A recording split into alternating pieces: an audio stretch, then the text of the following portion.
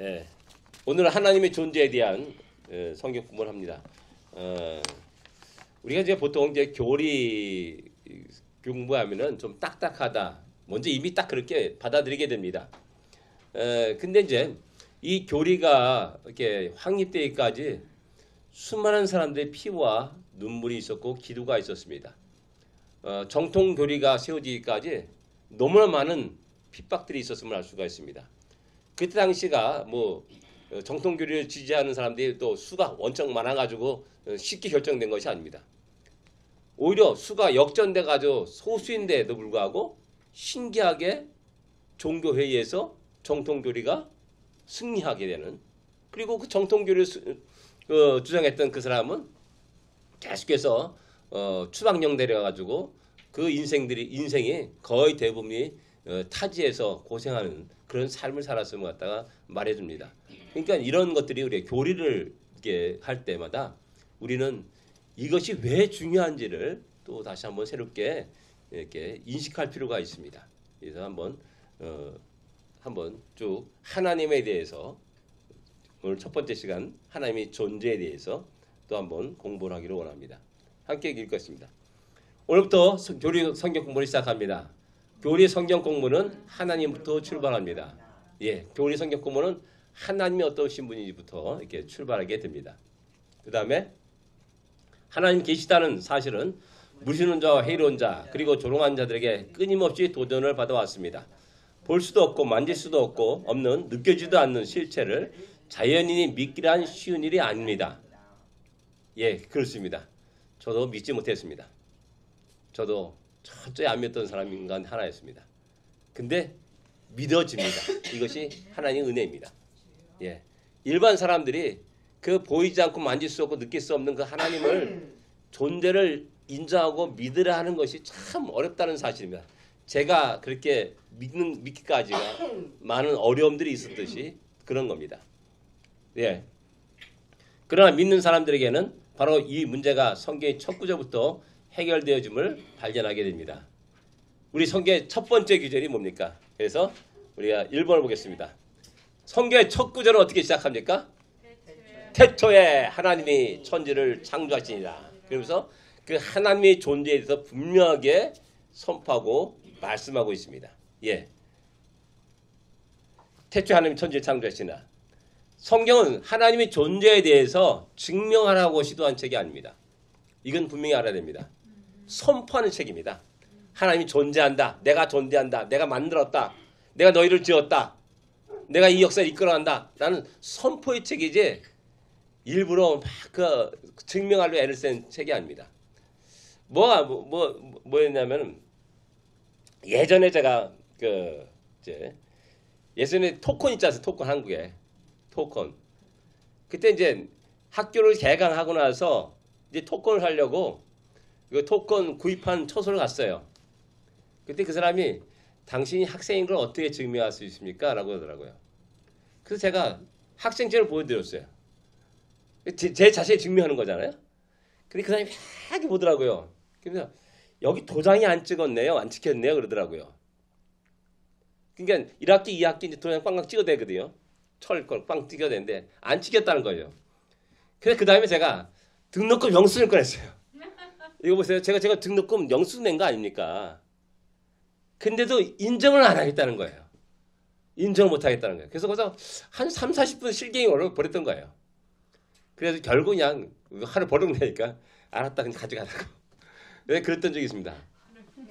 예, 그러니까 뭐냐면 자꾸만 우리는 뭘 증명하려고 애를 쓰고 증명돼야지만이 믿을 수 있다고 생각합니다. 근데 그게 아니라 믿으면 모든 문제가 다 해결됩니다. 믿지 못하기 때문에 어떠한 것을 들이대더라도 안 믿습니다. 모든 시도를 다 해도 안 믿습니다. 이게 이제 우리들의 문제라는 수가 있습니다. 오직 하나님의 자신을 우리에게 나타내 주시는 계시책입니다. 나는 이런 사람 하나님이다. 나는 이런 하나님이다. 난 사랑의 하나님이다. 난 너희를 사랑한다. 난 능력의 하나님이다. 전능한 능력 가지고 너희를 구원하였다. 뭐 이런 식의 하나님의 당신을 계시해 주는 책이라는 사실입니다. 예. 무신론자, 불가지론자, 다신론자, 범신론, 유물론, 운명론이 논증을 반박하지 않고 단지 하나님 당신의 존재를 선포할 뿐이라는 사실입니다. 태초에 하나님이 천지를 창조하시니라 하고 완전히 당 선포해버리고 너희가 믿냐 믿지 않느냐 그리고 나 그 다음에 쭉 믿는 자는 이렇게 될 것이고 믿지 않는 자는 이렇게 될 것이다 라고 쭉 이야기하고 있는 겁니다. 예, 그 다음 두 번째 보겠습니다. 성경은 하나님 존재를 부정하는 사람을 어떻게 말하고 있습니까? 시편 14편 1절입니다. 어떻게 말하고 있습니까? 어리석은 자는 그 다음에 나오는 말이 있습니다. 어리석은 자는 하나님이 없다 한다 라고 이렇게 말합니다. 그러니까 하나님의 존재를 부정하는 사람을 어리석은 자라 바보 같은 자라 라고 이렇게 성경은 말하는 겁니다. 왜 그러냐 하면은 자기의 창조주를 모르는 겁니다. 이것처럼 바보가 어디 있어요? 그건 뭐냐면 내 부모를 모르는 겁니다. 내 부모를 모르는 거예요. 그것처럼 바보 같은 사람이 어딨어요? 그러니까 내 부모가 다 있는데도 고아처럼 살아가는 사람이 있어요. 고아처럼. 없는 것처럼 살아가는 사람이 있어요. 그건 참 어리석은 거 아니에요. 일부러 나가서 고생되면 열심히 자기가 또 자기가 혼자 돈 번다고 열심히 또 아르바이트하고 열심히 뭘 만들어가고 막 그렇게 해요. 가진 고생을 합니다. 근데 야, 너 부모가 없어? 여전히 살아있는 거예요. 이런 식으로 살아가는 사람을 우리는 어리석은 사람이라고 말합니다. 얼마 전에 뉴스가 났어요. 어떤 뉴스가 나냐면 그 억대 부자인 미국 여자가 그 봤죠? 60억인가 뭐 그 소유한 그 부자 그분이 전략하기 위해서 고양이 밥을 먹고 있다. 그리고 어떻게든지 그 전략하려고 무던히 애를 쓰면서 고생하는 거예요. 우린 그런 사람 보면서 참 바보 같은 사람이다. 하나님이 주신 풍요를 누리지 못하는 사람이다. 우리의 인생 속에 전도서를 보면 기뻐하는 것이 하나님의 뜻이라고 말할 수가 있어요. 하나님 주신 인생에서 기쁨과 즐거움을 누리는 것도 하나님의 은혜다라고 말씀하는데 하나님이 60억이 엄청난 돈을 줬으면은 또 뭐 흥청망청 쓰면서 그런 것이 아니라 할지라도 그래서 누릴 건 누려야죠. 여행도 가기도 하고요. 쇼핑도 가기도 하고요. 그런 즐거움이 있어야 되는데 한 녀석 나보다 더 비참하게 고양이 밥을 먹고 있다는 이 자체가 얼마나 안타까운 일이냐 어리석은 일이냐라는 겁니다. 이게 하나님을 모르는 사람들은 그 어리석음을 그대로 반복하며 살아간다는 겁니다. 가장 귀한 분, 나를 너무나 사랑하시는 분이 여전히 있는데도 난 사랑받지 못한 자야 하면서 슬프게 울면서 우울하게 어둠 속에 살아가는 겁니다. 이거 좀 바보스러운 사람이 어딨습니까? 그래서 하나님 존재를 부정하는 사람은 어리석은 사람이다. 그 마음에 이르기를 하나님이 없다 한다. 이렇게 말하고 있는 겁니다. 그래서 진정한 지성이라면 지식인이 한다면 믿는 것보다 안 믿는 것이 더 이상한 겁니다. 더 어려운 겁니다. 기적인 겁니다. 기적. 아니 그런 하나님을 못 믿어? 안 믿어? 이게 더 기적적인 일이라는 겁니다. 네, 정상적인 사람은 야 나의 창조주가 누구지? 야 너무나 오묘한 겁니다. 이 우주 만물을 누가 만들었지? 누가 지었지? 그런데 걔는 대역골을 보면서도 야 어떻게 이런 것이 일어났지? 그런 여러 가지 의문 속에서 하나님을 찬양하지 않을 수 없는 겁니다. 왜? 자기 한 건 아니거든요. 자기 지혜로 한 건 아니죠. 흙 한번 파가지고 그린데 견뎌 갔다 흙 한번 파가지고 옮긴 적 있어요? 먼지 한 털어 옮겨준 적이 없어요. 근데 내 눈앞에 장엄한 광경이 쫙 펼쳐지는 겁니다. 야 누가 했지? 어떻게 만들어졌지? 저 식물들을 보면서도 그래요. 너무 신기한 겁니다.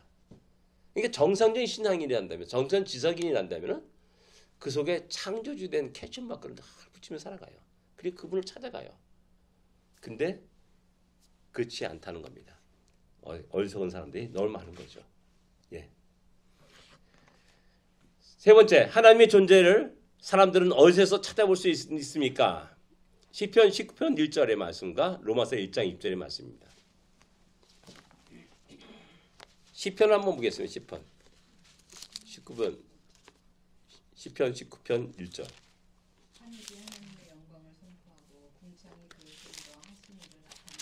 예. 뭡니까? 하나님이 만드신 자연 만물을 보면서 하나님의 존재를 알 수가 있는 겁니다. 그 다음에 로마서 1장 20절은 그의 만드신 만물에 분명히 보여 알게 되니 저가 핑계치 못할지니라 라고 이렇게 말씀합니다. 하나님 능력과 신성이 그의 만드신 만물에 분명히 보여 알게 된다라고 말씀합니다. 개인적으로 저는 로마서 1장 20절 때문에 하나님께 무릎 꿇는 사람입니다. 하나님의 존재를 1장 20절을 통해서 내가 딱 알게 되었고, 알게 된 게 아니라 한 해머로 오한마로 꽉 맞은 저는 충격을 받았습니다. 그래서 하나님이 존재한다면 내가 그 하나님을 깨 나가는 것, 예배드리는 것은 지극히 당연한 일이다 라고 생각해서 그 즉시 읽었던 성경책을 딱 덮고 교회로 달려간 겁니다. 제가 그전에는 교회가 가기가 굉장히 싫었어요. 그래서 엄마 혼자 갔다 와. 그냥 가. 나는 나 혼자 그냥 내 마음속에 이제 나 혼자 신앙생활 하겠다. 내 마음속에 믿고 생활하겠다. 라는 그런 식으로 이제 내가 너무나 큰 절망 속에 빠졌었는데 로마서 1장 2절에 딱 말씀을 읽는 순간에 딱 덮고 즉각적으로 교회로 달려왔고 그때 예배를 드렸다는 사실입니다. 그래서 저는 이 로마서 1장 20절이 저를 구원한 말씀이라 저는 늘 이야기합니다. 예, 자연 만물을 통해서 그 다음에 이것이 곧 우리의 자연 계시라라고 말합니다. 하나님은 이런 자연 계시를 통하여서 당신의 능력과 신성을 우리에게 보여주었다는 사실입니다. 그런데 문제가 있습니다. 여기에 문제가 또 있습니다. 뭐냐면은 인간의 타락으로 말미암아 불완전한 겁니다. 자연 만물을 보면서 야 저기는 토끼 형상이네, 야 저기는 용의 형상이네, 그러면서 전설 따라 삼천을 만들어가는 겁니다. 전설을 만들어가는 거예요. 그리고 신기한 모양을 보면은 뭔가 영험이 있는 것 같아가지고 그 속에 앞에다 뭐 이게 뭐 줄을 대기도 하고 뭐 소원빌도 하고 촛불을 켜기도 하고 뭐 이런 일들을 해나가는 겁니다. 참 인간이 이렇게 어리석은 겁니다.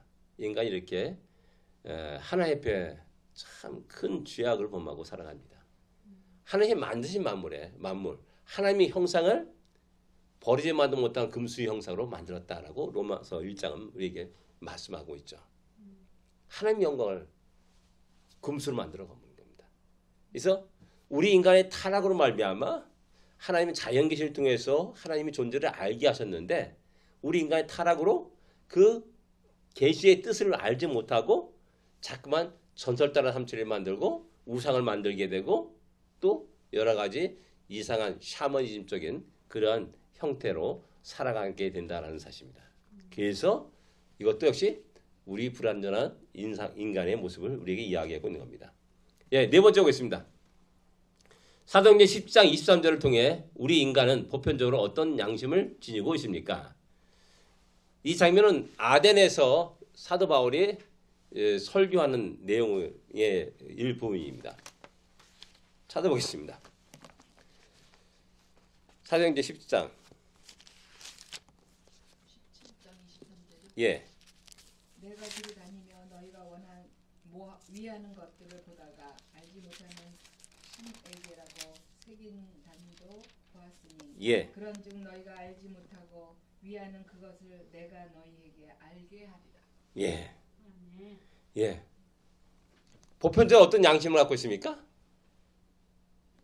종교심을 갖고 있는 거예요. 종교심을. 그래서 알지 못하는 신에게라는 제단까지 만들어 놓고 거기에다 숭배하는 겁니다. 혹시 만에 하나 내가 그 신을 갖다가 그 경배하지 않으면은 그 신의 노여움을 받게 되고 그래가지고 많은 어려움을 받게 되잖아요. 그래서 지금 제우스 신, 뭐 아폴로 신, 뭐 여러 가지 이게 뭐는 건데 그리스 로마 신화에 나오는 신들 있지 않습니까? 다양한 신들을. 근데 그 외의 신들도 있을 거라는 거죠. 그래서 그들의 재앙을 받을까 염려해가지고 알지 못하는 신에게 해서 전부 다 그 나머지는 전부 다 거기에 딱 때려 맞히는 겁니다. 그래서 그 신을 섬기는 겁니다. 그래서 야 어느 민족이거나 관계없이 다 이런 종교심이 갖고 있어요. 종교심을 갖고 있어요. 크거나 작거나 체계가 있거나 없거나 관계없이 어떤 것을 숨기며 살아갑니다. 사람들이. 신을 인정하는 믿음을 가지고 있어요. 신의 존재는 있다. 그래서 자기가 신을 만들기도 하고 또 이제 거대한 고목 앞에서 또 그 고목을 또 경배하기도 하고 제사 드리기도 하고 그렇죠.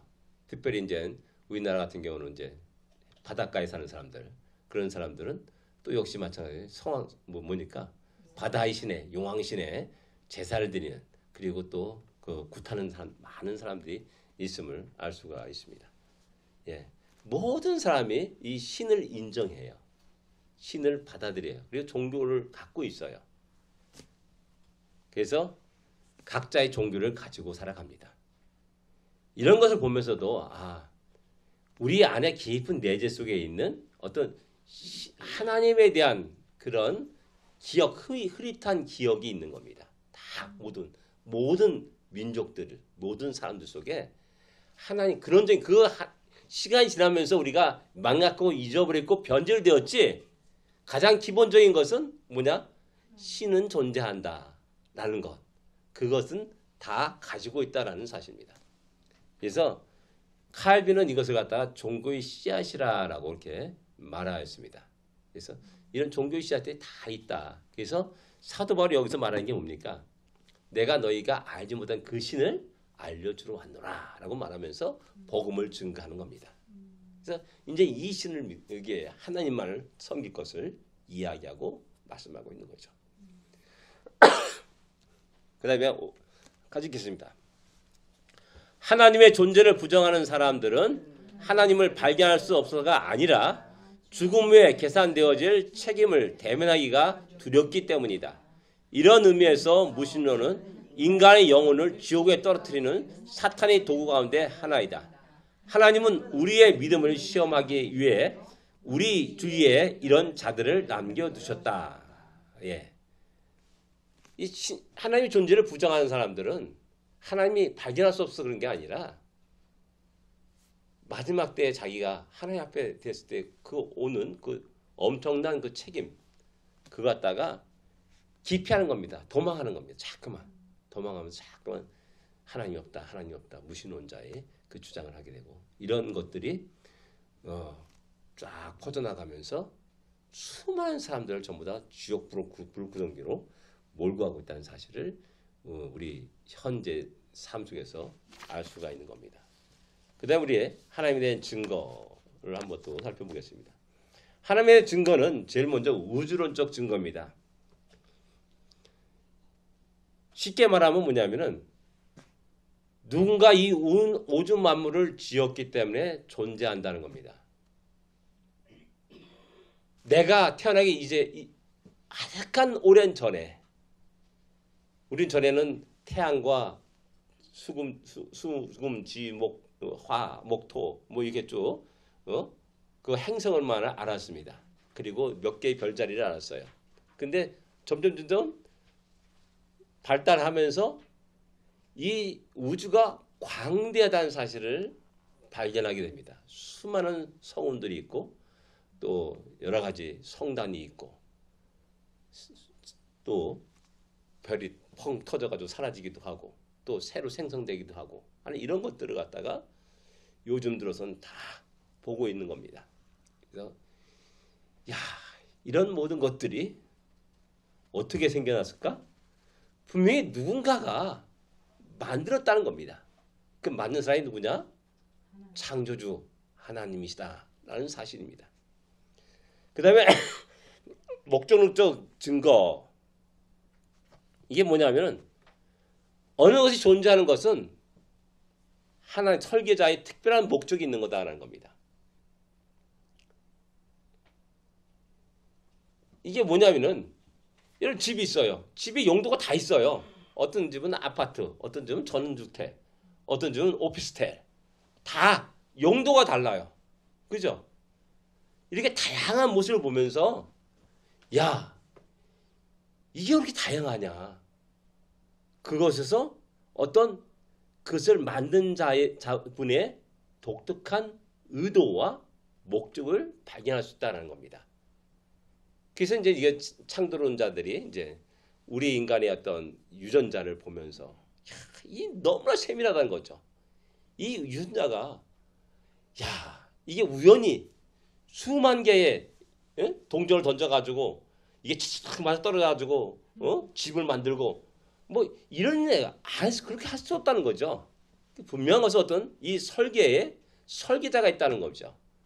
그런 의미에서 그 설계자 그분이 바로 하나님이시고 우리를 창조하신 분이시다라는 사실을 이야기합니다.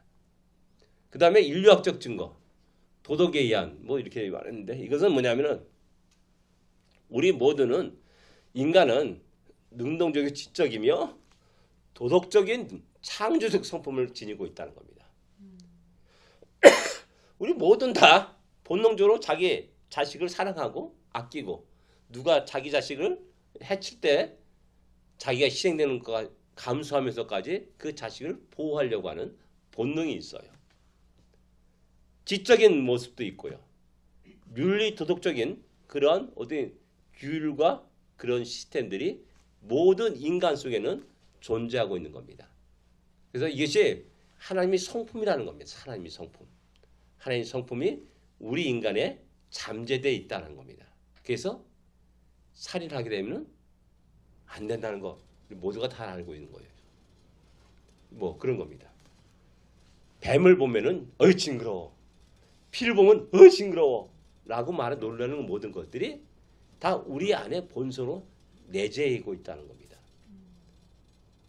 피를 보면서 시시시고 웃는 사람들은 정신병에 보내야 되는 사람입니다. 그런 사람이 있어요. 근데 사자들, 호랑이들 피를 보면서 안타깝다. 내가 할 수 없이 너를 참아먹어야 된다. 이런 동정심이나 그런 거 없어요. 그죠? 당연히 요만한 꼬마들, 애기, 갓 태어난 애기들도 새끼들도 그냥 참아먹어요. 당연하게. 피를 흘리면서 피를 줄줄 흘리면서 참아먹어요. 근데 인간은 그렇지 않다는 겁니다. 인간은 그렇지 않다는 거죠. 그래서 이런 것을 통해서 우리는 하나님의 성품을 닮은 그 하나님을 우리가 짐작할 수 있고 존재에 대해서 이야기할 수 있다는 겁니다. 동양상에서는 하늘 천자 딱 쓰면서 하늘이 부드럽지 않느냐라는 이런 말을 하면서 과거에는 이야기하고 말했던 겁니다. 창세기 1장 26절은 무엇이라 말씀합니까? 창세기 1장 26절. 우리가 너무 잘 알고 있는 말씀입니다. 우리를 만드시되 어떻게 만드셨다? 하나님 형상을 만들었어요. 우리 형상을 따라 하나님 형상을 따라서 우리를 만드셨다. 인간을 만드셨다. 그래서 다른 동물과 독특한 도덕성이 있고 또한 지적인 능력이 있고 또한 어떤 성품들을 가지고 있다라는 사실입니다. 그러면서 우리 자신만 봐더라도 하나님의 존재를 알 수 있고 고백하지 아니할 수 없다라는 겁니다. 예. 그 다음에 생명의 증거. 생명의 증거. 그건 뭐냐? 생명은 생명에서 나온다라는 겁니다. 그래서 오직 생명은 오직 영생을 소유한 하나님부터 나온다라는 사실을 이야기합니다. 죽은 자가 새끼를 낳을 수 있습니까? 할 수 없습니다. 낳을 수 없는 겁니다. 오직 생명을 가진 자가 생명을 잉태하고 생명을 또 보존하는 겁니다. 또 우리의 생명은 영생하신 하나님으로부터 나온다라고 이게 우리 또 성경은 말씀합니다. 그래서 요한복음 11장 25절과 10장 28절은 무엇이라 말씀합니까? 요한복음 11장 25절.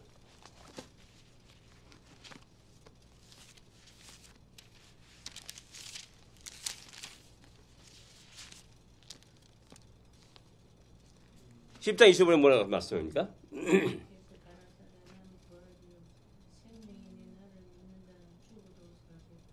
예, 나는 부활이요 생명이다 라고 말씀합니다. 그래서 나를 믿는 자는 죽어도 살겠고 살아서 믿는 자는 죽지 아니하라 이렇게 말씀합니다. 왜? 생명과 생명이 연결되어 있기 때문에.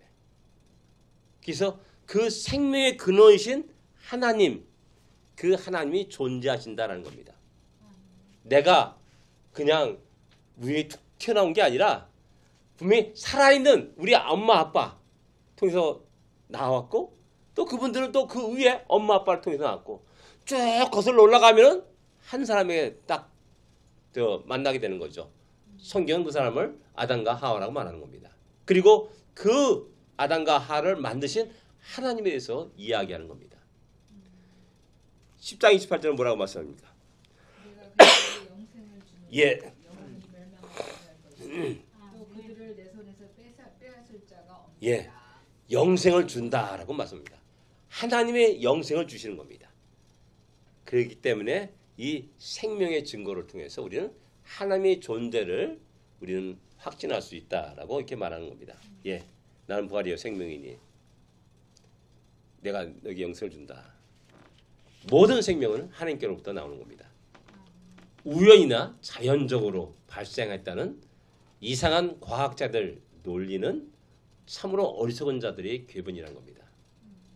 진화론자들이 그렇습니다. 진화론자들이 우연한 산물로 한 생명체가 탄생했고, 그래서 이제 과거에 이제 원시 지구의 대기 상태를 나름대로 여기서 지금 현대에서 상상하는 겁니다. 이런 것이 있을 것이다라고 상상해가지고 조그만 실험실에서 그런 기체를 집어넣고 얘 그때는 또 천둥번개가 쳤을 거 아니냐. 그래가지고 거기다 이제 전기를 해가지고 방전을 시켜버리는 겁니다. 그랬더니 뭐 어떤 물체가 생겨요. 야, 이게 뭐야? 이래서 생명이 시작됐구나. 이렇게 얘기하는 겁니다. 그때 그들이 만드는 것은 아미노산이에요. 초기 아미노산. 그래서 이제 아미노산이 모이게 되면은 이제 세포가 되는 거죠. 세포가 되면 이제 생명체가 된다는 겁니다. 이런 식으로 해가지고 진화론을 만들어가는 거예요. 결국 우리의 존재는 없는 겁니다. 우리의 존재가 없기 때문에 우리의 삶의 의미와 목적도 없는 겁니다.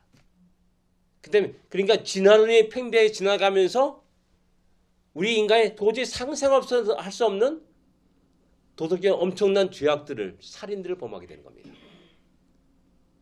그래서 거기서 우성인자, 열등한 민족, 우성한 또 뛰어난 민족, 게르만 민족이 가장 뛰어난 민족이다 해가지고 나치는 유대인들을 그렇게 잔혹하게 학살한 겁니다. 아무 죄책감도 없습니다. 당연한 거니까. 내가 저 사람 죽이는 거는 원수 죽이는 거와 똑같은 겁니다. 그냥 어떤 뭐 그게 있어요? 없어요. 이게 하나님을 떠난 인생들의 모습입니다. 이런 궤변에 속아 넘어가서는 안 된다라는 사실입니다. 예. 무신론자와 믿음의 사람과의 대결. 이게 뭐냐면은 열심히 어떤 무신론자가 열심히 강연해가지고 그 무신론을 설파했습니다. 하나님 믿는 사람 나하고 대결하자라고 도전했습니다. 하나님이 있다고 말하는 믿고 살아가는 사람들 내가 너하고 한번 대결해보자. 논쟁해보자. 라고 이렇게 얘기한 겁니다. 그랬더니 어떤 한 사람이 기꺼이 당신의 도전을 받아들이겠습니다.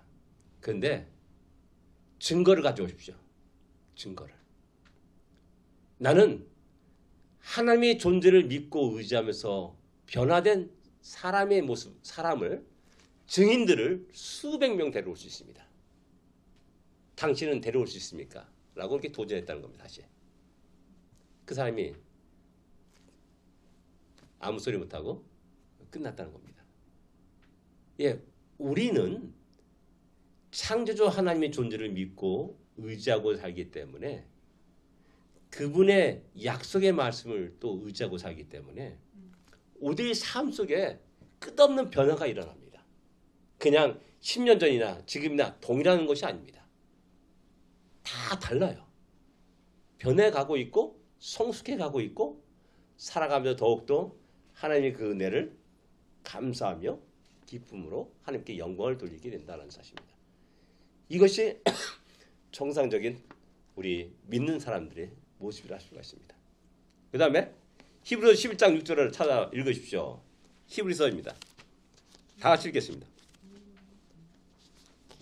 너무나 잘 알고 있는 말씀입니다. 믿음장이란 말은 우리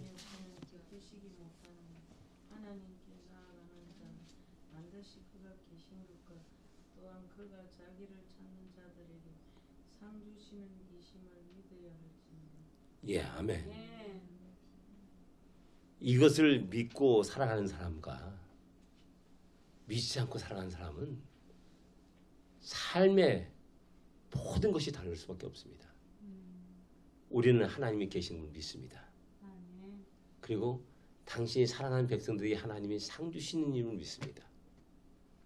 그렇기 때문에 어떤 상수에도 좌절하지 않습니다. 다시 일어납니다. 그분께 가지고 나가서 기도하고 간구하기도 합니다.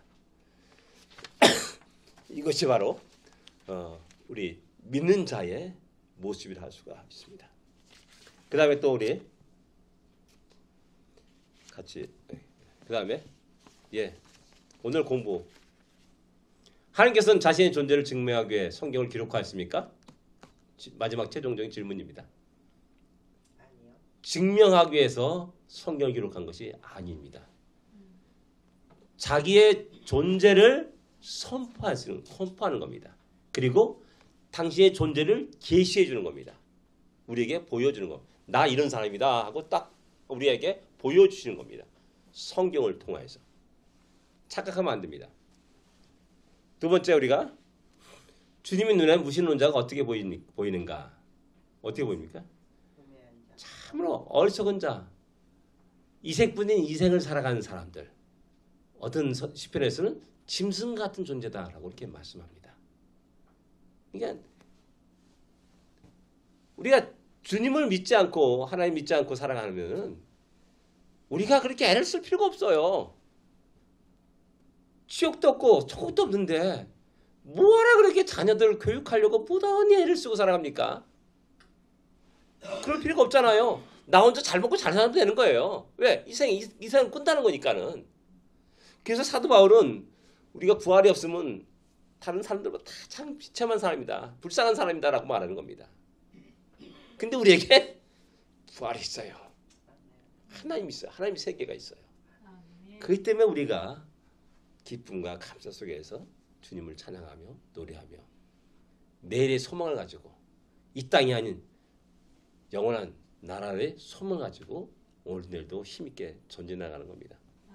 세 번째 보겠습니다. 하나님의 계심을 확증할 만한 성경줄을 두 개만 말해봅시다.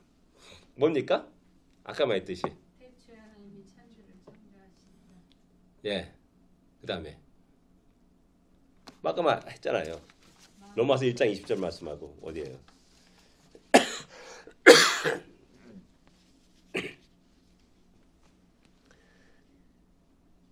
시편 19편 1편의 말씀들. 그 다음에 또 여러 군데가 있습니다.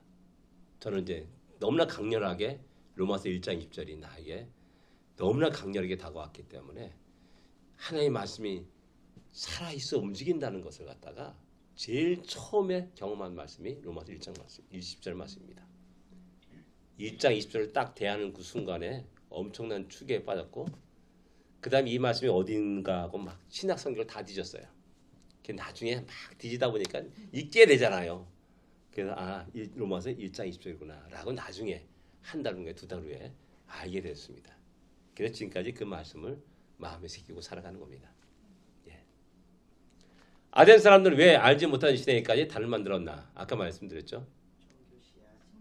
종교의 씨앗 때문에 근본적으로 종교의 씨앗이 있고 혹 그 신에 대해서 저주를 받을까봐 그 신을 갖다가 이렇게 경배하게 되는 겁니다. 다 뭉뚱그려서 이제 불교, 힌두교 수만 가지 있지 않습니까? 그래서 어떤 사람은 그래요.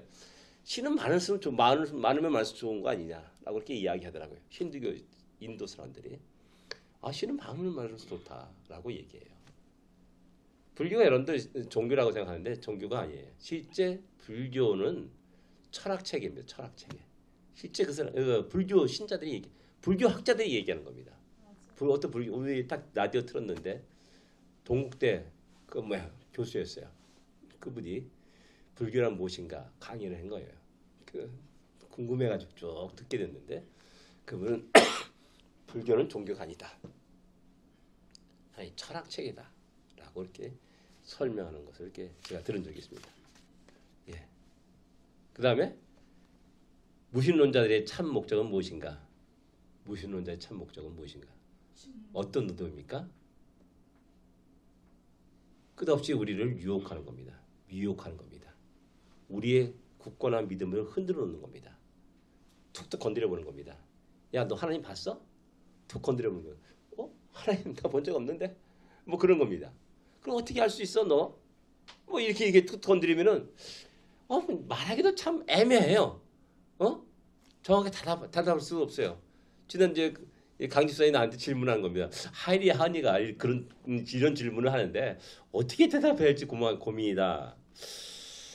근데 그걸 어떻게 정확하게 말할 수가 있냐 이거죠. 근데 분명한 것은 하나님이 우리와 함께 하시고 하나님이 우리에게 상주신이심을 믿어야 할지냐라고 말씀하셨듯이 하나님의 존재와 하나님이 우리와 함께 하심은 우리가 기도할 때 알 수 있어요. 기도할 때 우리의 문제를 내려놓을 때 아래일 때 그 문제가 해결되고 또 우리 길들 아주 우리의 생각과 전혀 다른 방향에서 그 문제가 해결되고 또 우리 길을 다른 걸로 인도하는 그런 것들을 경험하게 돼요.